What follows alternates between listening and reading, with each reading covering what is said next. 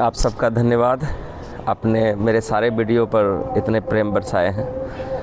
तो हम लोग सरस्वती पूजा मना रहे हैं। आगे जो है विसर्जन होने वाला है। विसर्जन के लिए भी हमें तैयारी करनी पड़ती है। कितने प्रेम से हम माता सरस्वती की आराधना करते हैं, उनका मूर्ति बिठाते हैं, प्रार्थना करके फिर उसको विसर्जित कर देते हैं। लेकिन यहाँ पर भी कुछ सीखने की ज़रूरत होती है। तो हम यहाँ पर क्या हमें सीखना चाहिए? हर मनुष्य के अंदर कुछ न कुछ छिपी हुई बुराइयाँ हैं। अगर हम यहाँ पर विसर्जन में अपनी उन बुराइयों को विसर्जित करें तब वो सही विसर्जन होगा। क्योंकि हम 2 दिन तो ठीक रहते हैं, जब तक मूर्ति पूजन है, प्रार्थना कर रहे हैं, आराधना कर रहे हैं। लेकिन विसर्जन जब होने लगता है तो आज का परिदृश्य बहुत ही बुरा देखने को भी मिलता है। जो हमारे असामाजिक तत्व हैं, उनका जो एक्टिविटीज़ है अशोभनीय ज़्यादातर देखने को मिलता है। लेकिन जो उनमें से सोने जैसे व्यक्ति हैं, जिसमें स्वर्णिम एहसास है, अच्छा स्वभाव है, मृदु हैं, कर्मठ हैं और दुनियादारी को ठीक से समझते हैं, वो अभी भी दिल से माता सरस्वती की प्रार्थना करते हैं और अपने बच्चों को भी उसी तरह से करने के लिए प्रेरित करते हैं। लेकिन विसर्जन को ठीक ढंग से समझा नहीं पाते हैं। तो आज हम फिर प्रार्थना करेंगे कि माता सरस्वती, मैं अपने अंदर में छिपी हुई सारी बुराइयों को विसर्जित करता हूँ। मेरे अंदर में जो उन्माद है, जो दुख तकलीफ़ या जिससे मैं पीड़ित हो जाता हूँ, दुखी हो जाता हूँ, मैं उनको आज विसर्जित कर रहा हूँ। बस यही आशीर्वाद बरसाइए कि मैं अपने ज्ञान चक्षु से अपने छुपे हुए अंधकार जो है उसको मिटा पाऊँ, अपने आप को प्रकाशित कर पाऊँ और जिस कार्य से मैं इस धरती पर आया हूँ उसको मैं भली भांति पूरा कर पाऊँ। तो इसी प्रार्थना के साथ अगर विसर्जन करते हैं तो हमारा विसर्जन सही तरीके से होगा। तो आज हम लोग थोड़ा सा जो है सूक्ष्म व्यायाम पर भी ध्यान देंगे, क्योंकि हमारा जो ये आत्मदर्शन का चैनल है, इसका एक ही लक्ष्य है कि श्वासों का प्रयोग करके अपने आप को स्वस्थ रखना। एक कभी हम लगभग 30-40 साल पहले की बात है, हमारे घर में दवाइयों का ढेर लगा हुआ रहता था। 11 साल अवस्था में हमको याद है कि मेरा ये जो है ये बहुत ऊंचा हुआ करता था, हाथ बहुत पतले पतले हुआ करते थे और मैं पेट रोग से ग्रसित था बचपन से ही। ठीक से ध्यान नहीं देना और बहुत चीज़ हमको समझ में नहीं आती थी। खेल कूद में पीछे, हमेशा अस्वस्थ रहना। जब 87 में मैं अपने इस नेटिव प्लेस से मेरे अंकल के द्वारा उनके उस परामर्श और उनके सुझाव के लिए धन्यवाद करता हूँ कि जिन्होंने मुझे उस स्कूल में भेजा। यहाँ से पूर्णिया हमको जाना पड़ा। पूर्णिया ज़िला में एक स्थान है और वो बनमनखी का क्षेत्र है और पिपरा में एक प्रसिद्ध हाई स्कूल था, उच्च विद्यालय ढोराई पिपरा, जहाँ पर अष्टम वर्ग में 14 जनवरी 1987 को मुझे वहाँ जाना पड़ा और वहीं से हमारी अष्टम वर्ग की पढ़ाई शुरू हुई। उसके पूर्व जो है, जो मेरा स्वास्थ्य था, जो मैं अपने बड़े अंकल को भी दंडवत करता हूँ, जिन्होंने पहली बार जिस दिन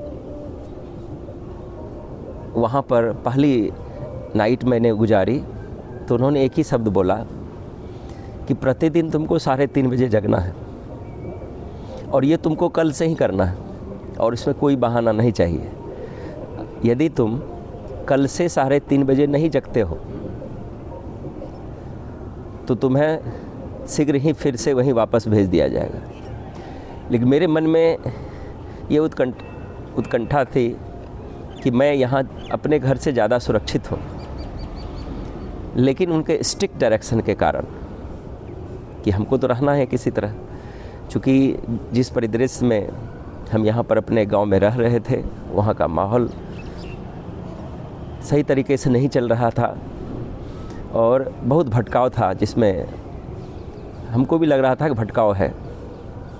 घर की दूरी, माँ का प्यार, बहुत मिस कर रहा था अपने सारे भाई बहन को, मित्र को।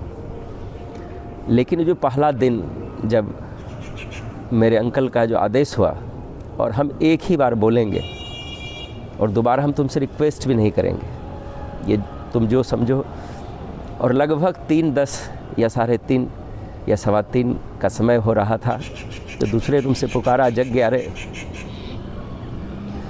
तो चूँकि मेरे दिमाग में पहले से बैठ गया था कि हमको लग रहा है कि कैसे जगेंगे, तो मैंने चूँकि यहाँ पर अपना मन जब जगिए, जब उठिए, जब कुछ कीजिए, कोई कहने वाला, डांटने वाला नहीं था।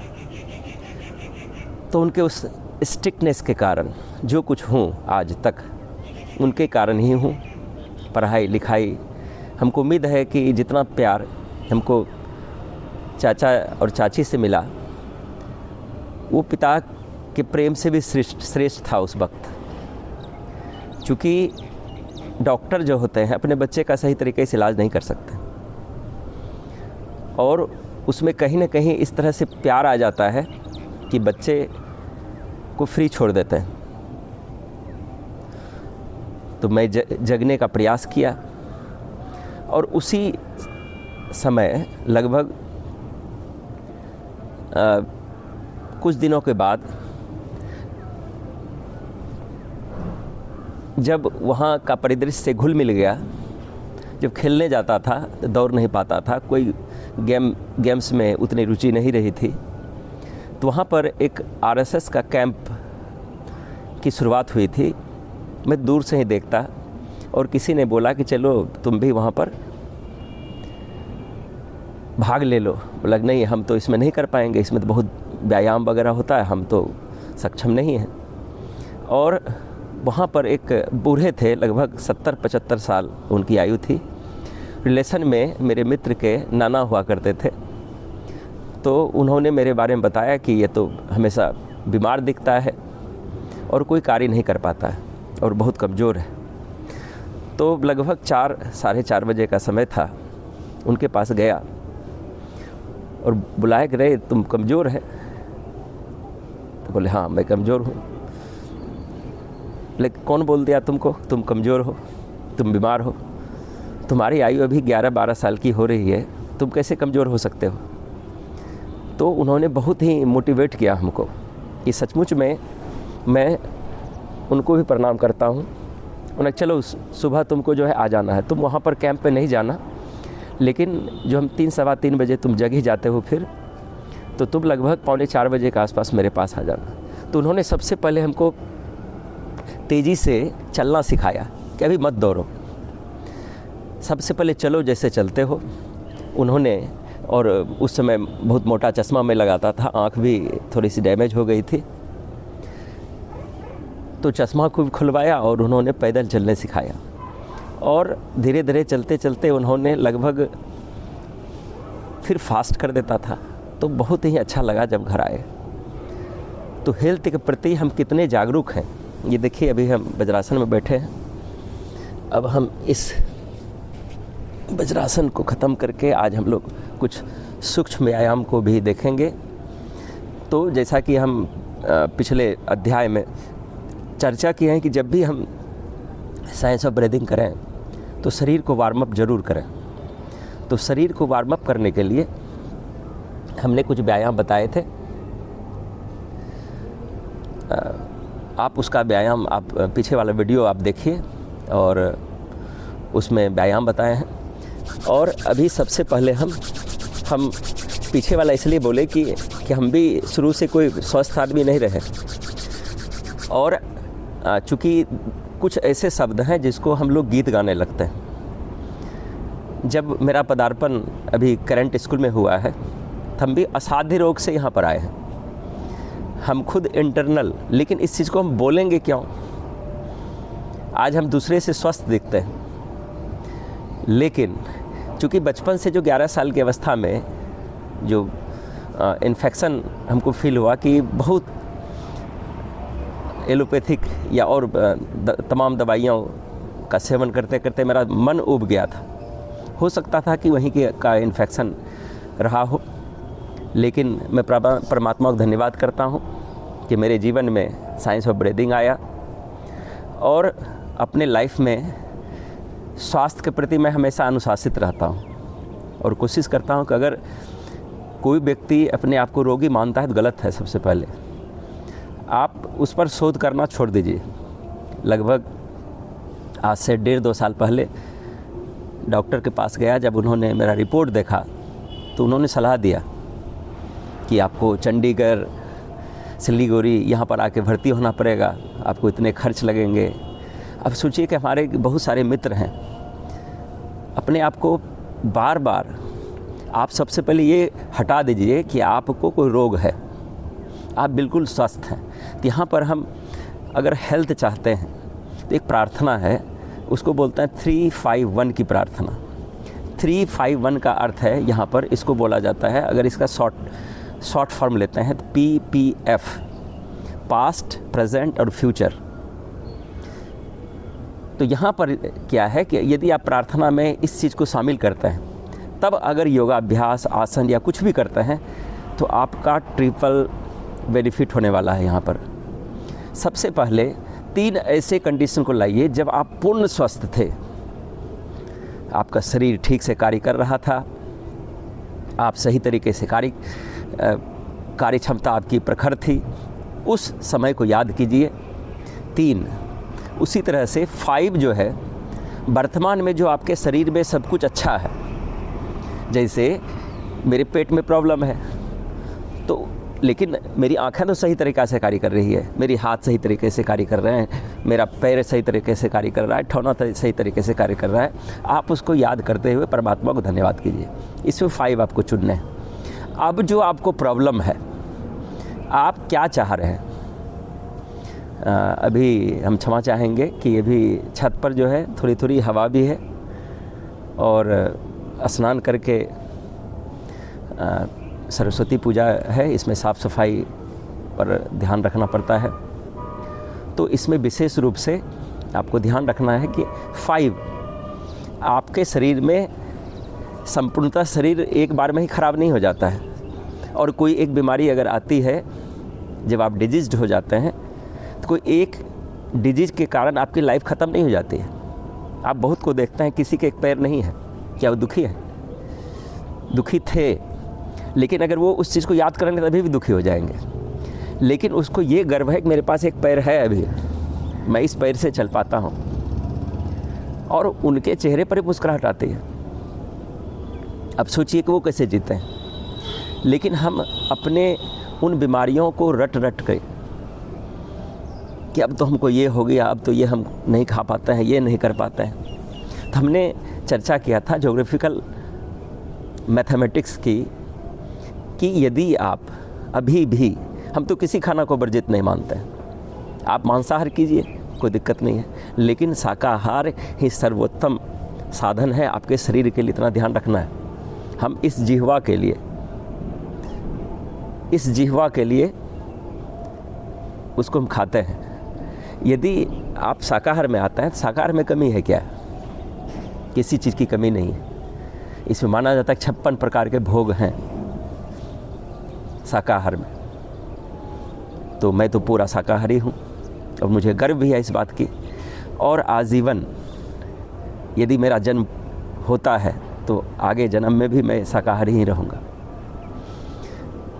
और एक समय की बात थी, एक और हम बताएंगे, बहुत लोग छोड़ नहीं पाते हैं, जैसे कि चाय भी हम व्यसन मानते हैं। अब क्यों मानते हैं इसको हम बता रहे हैं।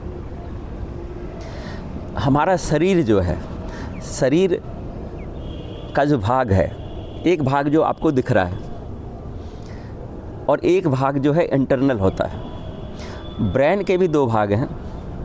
जो अभी हम सोच पा रहे हैं वो हमारे चेतन मन से हम सोच पा रहे हैं, एनालिसिस कर पा रहे हैं, विश्लेषण कर पा रहे हैं। और एक हमारा मन है जो मेरे आदत के कारण वो विशेष रूप ले लेता है। अगर आप प्रतिदिन जो कार्य नहीं जानते हैं, अगर थोड़ा उसको करना चालू कर दीजिए तो आपका शरीर उसको याद कर लेगा। कि किस प्रकार से हम और लिखते थे, तो क्या स्टार्टिंग में एक ही बार में आपने और लिख लिया क्या था? उसको 5 बार 10 बार उसको प्रैक्टिस आपने किया, तब आपने और लिखना सीखा, महीनों लगा होगा। जब आपने साइकिल की शुरुआत की तो साइकिल पर कई बार आप गिरे होंगे, कई बार आपको तकलीफ़ आई होगी, लेकिन आप आज चलाते हैं और उस समय पैडल पर देखते होंगे कि मेरा पैर पैडल पर गया कि नहीं, वो पैडल जो है ठीक से घूम रहा है कि नहीं, और आगे जाके गिर जाते थे। लेकिन अभी बैठते हैं, निकल पड़ते हैं। इसी तरह से आपने मोटरसाइकिल सीखी, तैरना सीखा, पैर पर चढ़ना सीखा, लेकिन स्टार्टिंग आपकी बड़ा ही दुखदाई रहा होगा। इसी प्रकार जब हमको कोई भी बुरी आदत होती है तो उसको प्रतिदिन हम उसमें खाद बीज डालना शुरू करते हैं, है ना। जब किसी ने दारू शुरू किया होगा तो एक छोटी सी मात्रा से की होगी, और किसी ने बोला होगा कि एक दिन पीने से कुछ नहीं होता है। अगर आपको उस तरह का नहीं हुआ, कोई असर नहीं हुआ, तो आपको लगता है अरे तो बहुत अच्छा है, हम भी पिएंगे तो क्या होगा, तो ये तो शौक़ है, फैशन हो गया है। लेकिन वही आदत, वही व्यसन हो जाती है। तो हमको इस तरह से व्यसन जो आपके अंदर में है, तो चाय भी व्यसन में हम इसको मानते हैं। आप के लिए उस दिन हम बोले थे कि चाय हम दिखाएंगे, बहुत सारे इंग्रेडिएंट हम व्यवस्था कर लिए हैं। आगे चाय का स्पेशल एक हम आपको देंगे कि चाय पीनी चाहिए, लेकिन किस तरह की चाय पीनी चाहिए, जो हमारे शरीर के अंदर के संक्रमण या इन्फेक्शन को दूर कर दे, और जो हमारे शरीर के इन्फेक्शन को बढ़ा ही रहा है। यदि आप 1 कप चाय पीते हैं तो 1 कप चाय में 1 सिगरेट के बराबर निकोटीन की मात्रा होती है। यदि आप चाय पीते हैं, बगल वाला सिगरेट पी रहा है, तो आप उसको नहीं बोल सकते हैं कि तुम सिगरेट मत पियो, क्योंकि आप भी उसी मात्रा में निकोटीन ले रहे हैं, तो बात तो बराबर है। और आप ये अक्सर बोलते हैं कि आज हमने चाय नहीं पी है, मेरा सिर भारी है, मेरा सिर दर्द कर रहा है। तो क्यों करता है? आप प्रतिदिन उसको पीते पीते पीते जो है उसको एक अभ्यास में डाल दिया साइकिल की तरह। जब तक आपके शरीर को नहीं मिलेगा, वो शरीर का डिमांड हो जाता है। तो जो शरीर का डिमांड हो जाता है, कोई भी इस तरह का आदत मत रखिए जो बार बार डिमांड करे, वही आपकी बैड एक्टिविटीज़ में आ जाती है। तो अब सोचिए कि वहाँ पर जो चीनी का डोज गया, स्वाद अच्छा है, जैसे अदरक या कुछ डालते हैं, तो आपको बताएंगे तो आपको आश्चर्य होगा कि चाय जो हम पीते थे, शायद उस तरह का चाय किसी ने नहीं पिया। और 92, 93, लगभग 93 और 94 के आसपास या उससे पहले ही मेरे दिमाग में बैठ गया कि आज से हमको चाय नहीं पीना है। तो शायद उस दिन से आज तक मैंने चाय नहीं पी है। तो कहने का मतलब है कि ये जो विसर्जन हम आज के दिन में क्यों बोल रहे हैं, कि चूँकि यदि हम आपको बोलते हैं कि जो भी आपके पास व्यसन है, हर व्यक्ति आज जो है इतना व्यसन में जुड़ा हुआ है, और ख़ास करके छात्र लोग, छात्र की जो दशा है अभी इतनी बुरी है कि हर स्कूल के पीछे या जो सीक्रेट जगह है, वहाँ पर बहुत सारे सिगरेट के पैकेट्स या और क्या क्या नशा होता है हम तो जानते नहीं हैं, कभी टच नहीं किए हैं, और बहुत इस तरह से शिकायत आती है। आखिर बच्चे कैसे कर रहे हैं, और इसके जिम्मेवार भी हम लोग खुद हैं, हमारा वातावरण है। वो इस परिदृश्य में रोज़ लोगों को देखते हैं, उसके बाद मूवीज़ है, उसके बाद एड्स हैं। आप देखते होंगे कि विज्ञापन में भी बहुत सारे गुटखा वगैरह का भी प्रचार किया जाता है। जो बच्चे देखते हैं वही सीखते हैं। आज आप बच्चों का हेयर स्टाइल भी देखे होंगे कि एक समय था कि अभी का हेयर स्टाइल कैसे हो गया, बच्चे अपने आप को देख नहीं पाते हैं। जबकि आपको देखने में जो पुराने लोग हैं या उसमें भी अगर जो फौजी कट में आते हैं तो उनके चारों तरफ केस उनका देखने में अच्छा लगता है, वहाँ तक सही है। लेकिन अभी के जो बच्चे आ रहे हैं उनका देखिए तो देखने में भी बहुत भद्दे लगते हैं। तो चलिए, उनका शौक़ है, क्षमा चाहेंगे कि इसमें प्रबुद्ध लोग भी इस कट को अब अपनाने लगे हैं, ठीक है ना।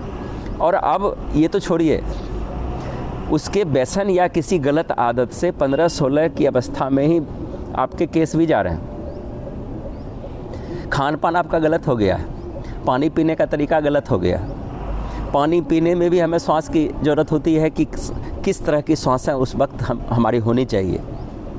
आप देखे होंगे कि जब आप घर से बाहर से कहीं आते हैं तो उस वक्त अगर आप पानी पीने लगते हैं तो आपको टोक लगता है कि नहीं अभी बाहर से आए हो, अभी थोड़ा सा रेस्ट करो तो पानी पीना। वहाँ पर भी हम बताएंगे सांसों में क्या उसका परिणाम होता है और क्यों नहीं पीने चाहिए उस वक्त, ठीक है ना। और भोजन के उपरांत तुरंत क्यों नहीं पीना चाहिए, तो उसकी चर्चा हम आगे करेंगे। आज हमारा लक्ष्य है कि विसर्जन, तो विसर्जन में सबसे पहले क्या सरस्वती माता को जो विसर्जित कर देंगे, कहीं वही महत्वपूर्ण है क्या।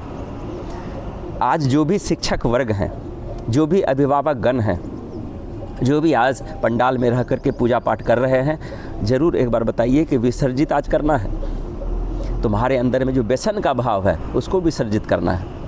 तुम्हारे मन में जो आलस का भाव है उसको विसर्जित करना है। तुम्हारे अंदर जो बुराई है, और अपनी बुराई लोग खुद ही जानता है, आपको ढूंढने की ज़रूरत नहीं है। और आपके मित्र तो और ज़्यादा जानते हैं। इसीलिए कबीरदास ने कहा है, निंदक नियरे राखिए आंगन कुटी छवाए। और हम क्या होते हैं, अगर एक छोटी सी बुराई आपके लिए हो जाए तो आपको तकलीफ़ होने लगती है। एक छोटी सी बुराई, क्योंकि आप हमेशा बुराई चाहते हैं। अगर बुराई चाहते हैं तो बड़े बुराई ना करें, बड़े न बोले बोल, ये भी आपको याद रखना है। तो बुराई के लिए आपको उस तरह का कार्य करना पड़ेगा। और हर कार्य में कहीं न कहीं छोटी सी भूल रह ही जाती है। आप परफेक्ट नहीं हो सकते हैं जब तक हम जीवित हैं। We are not perfect, we are not complete. और उस जो कंप्लीट नहीं है, उसमें जो त्रुटि है, उसको ढूंढने का कार्य स्वयं से करना है। तो जितने भी टीचर अभिभावक हैं, अगर आपके पास बच्चे आ रहे हैं तो बच्चे की कमी जो है उसको क्या शपथ लो कि सरस्वती पूजा जब माता सरस्वती की विसर्जन करें तो उसमें ये सब चीज़ भी विसर्जित हो जाए। अब अगर बच्चे में मोटिवेट कर पाते हैं तभी आपकी पूजा सफल होगी, अन्यथा नहीं। विसर्जन में सिर्फ डीजे पर गाने पर उछल कूद करने से आप विसर्जित नहीं कर रहे हैं। वहाँ पर आप कहीं न कहीं अशोभनीय कार्य कर रहे हैं, जिससे फिर वही हमारा समाज प्रश्न उठाएगा कभी न कभी। आज आपका आचरण अनुशासित नहीं है। कभी एक समय था जब विसर्जन करने में प्रार्थना, हमने भी कई बार मूर्ति बैठाए थे, लेकिन यहाँ बच्चों में जब ये रिस्ट्रिक्शन लगा कि हम जब विसर्जित करते जाएंगे तो प्रार्थना के अनुरूप आप किसी को विदाई देते हैं। आप देखिए कि किसी की मृत्यु हुई और कितने लोग आंसू बहाते हैं उसके लिए, और उस वक्त अगर आपके चेहरे पर हंसी या मजाक या किसी तरह का होता है तो आप उस जगह से निकाल दिए जाओगे कि हमारे घर में शोक है और तुमको हंसी मजाक सूझ रहा है। लेकिन आज आप माता सरस्वती को विसर्जन दे रहे हैं, विदाई दे रहे हैं, और यहाँ पर मजाक आपको दिख रहा है। ये किस तरह का विसर्जन है? ये भले ही आपको बुरा लगे कि नहीं, तो इसलिए हमने जो भी प्रार्थना किया सेल्फ रह करके कि एक ही चीज़ है, यदि आप दूसरे को सुधारना चाहते हैं तो खुद पर ही कार्य करना होगा। दुनिया को सुधारने से कोई नहीं सुधरेगा। अगर एक प्रयास, आज आत्मदर्शन का जो हमने चैनल दिया कि अपनी गलती को ढूंढना है, अपनी बुराई को ढूंढना है। अगर किसी का शिकायत करना है तो खुद की शिकायत करना सीखो। Learn how to complain yourself, not for others. अगर हम दूसरे की बुराई करते हैं, अक्सर देखते हैं सरकार ने हमको क्या किया, हमको क्या दिया, हमेशा कंप्लेन में जीते हैं। कंप्लेन जो है complaints creates disturbance in your life. ये ध्यान रखना है कि शिकायत जो है आपके जीवन में प्रॉब्लम क्रिएट करेगा और सब दिन आप प्रॉब्लम में रहेंगे। कंप्लेन को भूलना होगा आपको अच्छाई ढूंढनी पड़ेगी। तो हमारे बच्चे में कोई कमी नहीं है। हम तो कभी नहीं बोलते हैं कि आज के बच्चे बुरे हैं। आज का परिदृश्य बुरा होते जा रहा है, वो हम लोग ही उसके जिम्मेवार हैं। बोल नहीं पाते हैं, समझा नहीं पाते हैं। हर चीज़ को सोचते हैं कि डांट के ही पूरा हो जाएगा। नहीं, पहले उसके सामने एक्टिविटीज़ करनी पड़ेगी। आज जो गुड मॉर्निंग, प्रणाम, ये भी धीरे धीरे ख़त्म होते जा रहा है। बच्चे जो है प्रणाम सर सीना तान करके टीचर के सामने खड़े होते हैं। गुड मॉर्निंग भी बोलते हैं तो उसके चेहरे पर जरा सा भी विनम्रता या झुकाव का भाव नहीं होता है। अगर यही गुड मॉर्निंग हमको बोलनी है तो गुड मॉर्निंग सर, अगर जो ये जैसे जोड़ लेते हैं तो उसके अंदर में ये भाव पैदा हो जाता है। प्रेम और पूजा दोनों में अगर भाव नहीं हो तो व्यर्थ है। आप देखे होंगे कि अगर किसी को हम प्रणाम करते हैं तो पहली बार हम लगभग वही घर छोड़ने के क्रम में 1987 में जो घर छोड़े थे, जब मैंने माँ को प्रणाम किया तो लग रहा था कि उठ नहीं पाएंगे, कि हम डायरेक्शन दिया गया है कि आज जा रहे हो सबको प्रणाम करके जाओ। तो पहली बार, क्योंकि वैसा डायरेक्शन था नहीं। आज के परिदृश्य में कौन बड़ा भाई है, कौन पिता है, कौन माता है, उनको सम्मान ही नहीं दे रहे हैं। तो आप खुद वहाँ पर सम्मान नहीं देते हैं, तब बच्चे से कैसे उम्मीद कर सकते हैं? तो यहीं पर ये गलती है जिसके कारण हम वैसे बच्चे फिर जाते हैं तो सोचते हैं हम तो अपने पेरेंट्स को प्रणाम करते ही नहीं, तो आप कौन होते हैं? अगर करते भी हैं तो बहुत को झुकने में लग रहा है कि क्या दिक्कत हो जाएगी उसको, तो वो कारण भी हम लोग हैं। अब हमको यहाँ पर बहुत का उम्र का लिहाज को नहीं रहता है बहुतों को, कि हम कैसे, हम तो बड़े हो गए हैं। बड़े हम नहीं हैं, परमात्मा सबसे बड़ा है। अंत में उसी के सामने हमको झुकना है। हर चीज़ के लिए हम उसको धन्यवाद करते हैं कि इस तरह का हमारे अंदर में चेतना का विकास कीजिए ताकि कुछ ऐसा करें। इसमें भी कबीरदास का लाइन है ना, कबीरा एक लाइन है इसमें। कबीरदास कहते हैं कि जब तुम्हारा जन्म हुआ था सब तुम रोया था, सब हंस रहा था, है ना। कि बच्चा जब रोता है तो जब जन्म लेता है तो रोता है, ऐसी करनी कर चलो। फिर वो आगे लाइन बोलते हैं कि तुम हंसे जग रोए, मतलब जब किसी की मृत्यु होती है तो उसको कोई फर्क नहीं पड़ता है और जग रोता है। तो ये कर्म के कारण ही है, जो गीता में भी बताया गया है कि 3 एक्शंस दिया गया है, जो प्रारब्ध है, जो वर्तमान है और आगामी है ना। और ये साइंस भी प्रूव करता है, न्यूटन्स लॉ भी यही कह रहे हैं कि क्रिया के विपरीत ठीक प्रक्रिया होती है। आज अगर आप किसी को सम्मान देते हैं तो सम्मान रिपीट होकर के आएगा आपके पास, आपको भी सम्मान मिलेगा। आप किसी से प्रेम करते हैं तो प्रेम वापस आपके पास भी मिलेगा। आज किसी का बुराई करते हैं तो फिर बुराई आपके लिए भी आएगा, ठीक है ना। और यहाँ पर अगर हम इस परिदृश्य को जानना चाहते हैं तो शिक्षक वर्ग और अभिभावक दोनों, घर में अभिभावक बच्चे को प्रेरित करे कि सवेरे जब जगो तो खुद पहले करना पड़ेगा उसको। माता पृथ्वी को प्रणाम करके जगते हैं, पहले हाथ को इस तरह से घसते हैं, उठते हैं। और यहाँ पर दिया गया है